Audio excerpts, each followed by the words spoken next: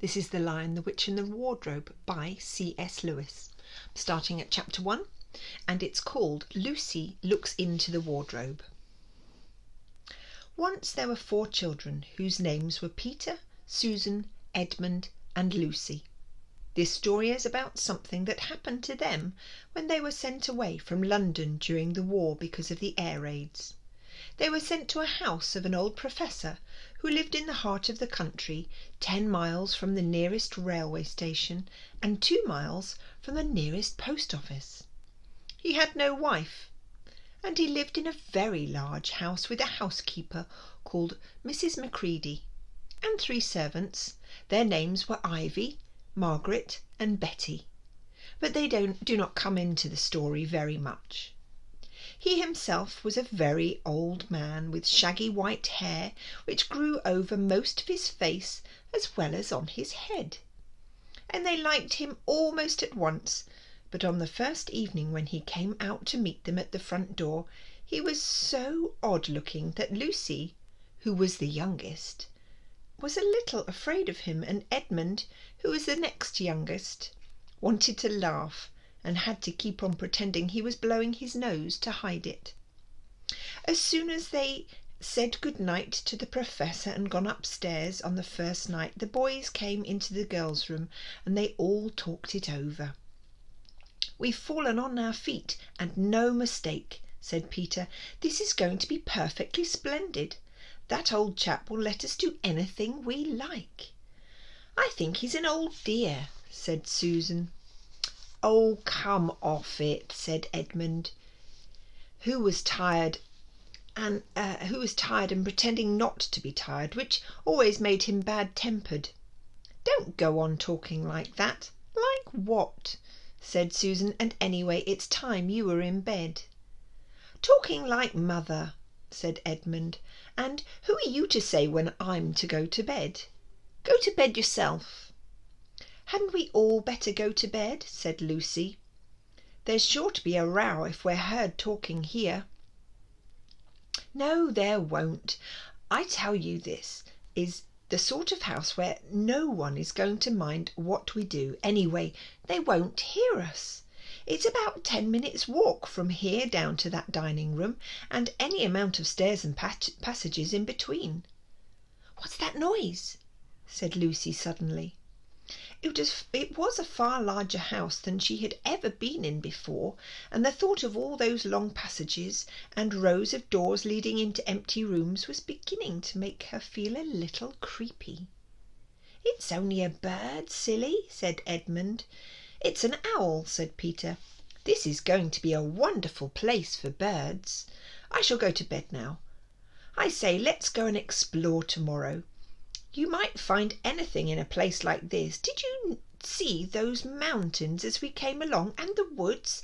There might be eagles, there might be stags, there'll be hawks." "Badgers," said Lucy. "Foxes," said Edmund. "Rabbits," said Susan. But when next morning came, there was a steady rain falling, so thick that when you looked out of the window you could see neither the mountains nor the woods, not even the stream in the garden. "Of course it would be raining," said Edmund.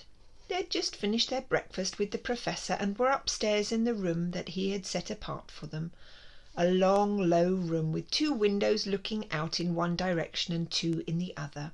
"Oh, do stop grumbling, Ed," said Susan. 10 to 1 it'll clear up in an hour or so, and in the meantime we're pretty well off. There's a wireless and lots of books." "Not for me," said Peter. "I'm going to explore the house." Everyone agreed to this, and that was how the adventures began. It was a sort of house that you never seemed to come to the end of, and it was full of unexpected places. The first few doors they tried led only into spare bedrooms, as everyone had expected that they would.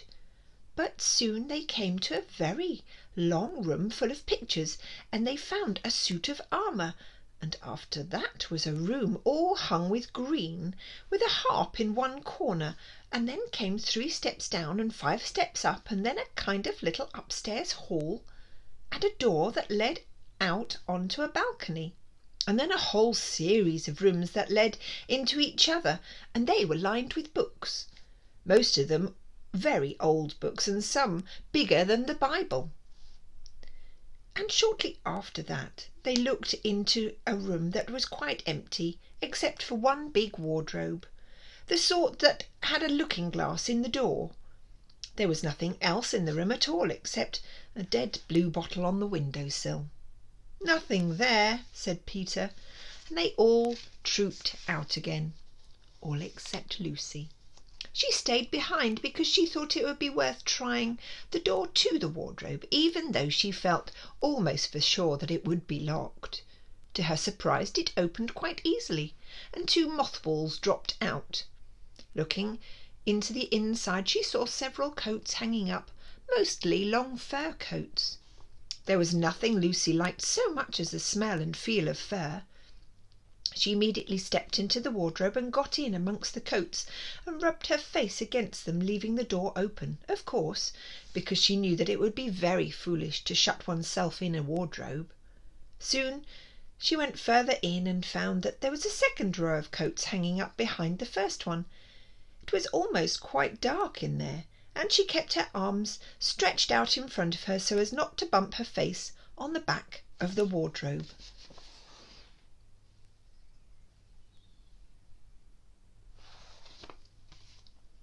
She took a step further in, then 2 or 3 steps, always expecting to feel the woodwork against the tips of her fingers, but she could not feel it.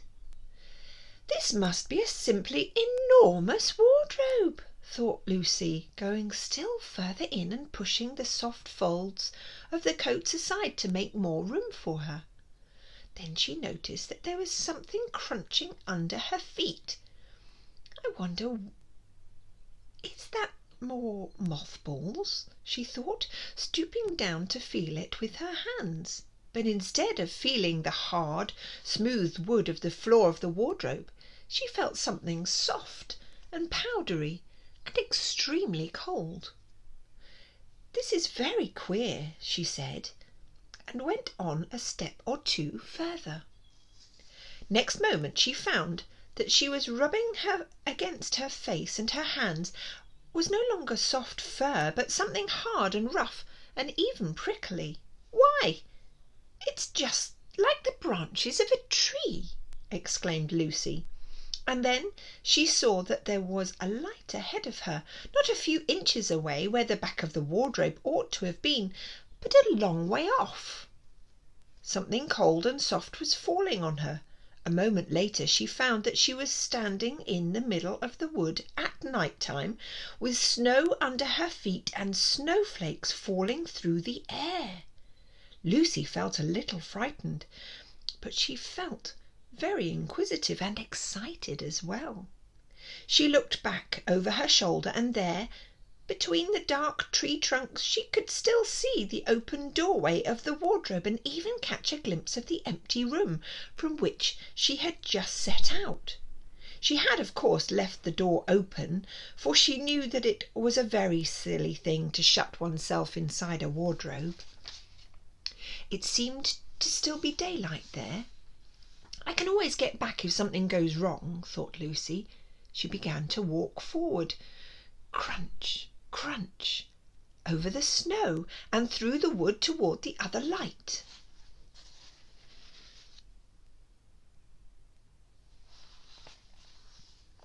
In about 10 minutes she reached it and found it was a lamp-post. As she stood looking at it, wondering why there was a lamp-post in the middle of a wood, and wondering what to do next, she heard a pitter-patter of feet coming toward her, and soon after that a very strange person stepped out from among the trees into the light of the lamp-post. He was only a little taller than Lucy herself, and he carried over his head an umbrella, which was white with snow. From the waist upwards he was like a man, but his legs were shaped like a goat's. The hair on them was glossy black, and instead of feet he had goat's hooves. He also had a tail, but Lucy did not notice this at first because it was neatly caught up over the arm that held the umbrella so as to keep it from trailing in the snow. He had a red woolen muffler around his neck, and his skin was rather reddish too. He had a strange but a pleasant little face, with a short pointed beard and curly hair, and out of the hair there stuck 2 horns, one each side of his forehead. One of his hands, as I have said, held the umbrella. In the other arm he carried several brown paper parcels. What with the parcels and the snow, it looked just as if he'd been doing his Christmas shopping. He was a fawn, and when he saw Lucy he gave such a start of surprise that he dropped all his parcels. "Goodness gracious me!" exclaimed the fawn. That's the end of the chapter.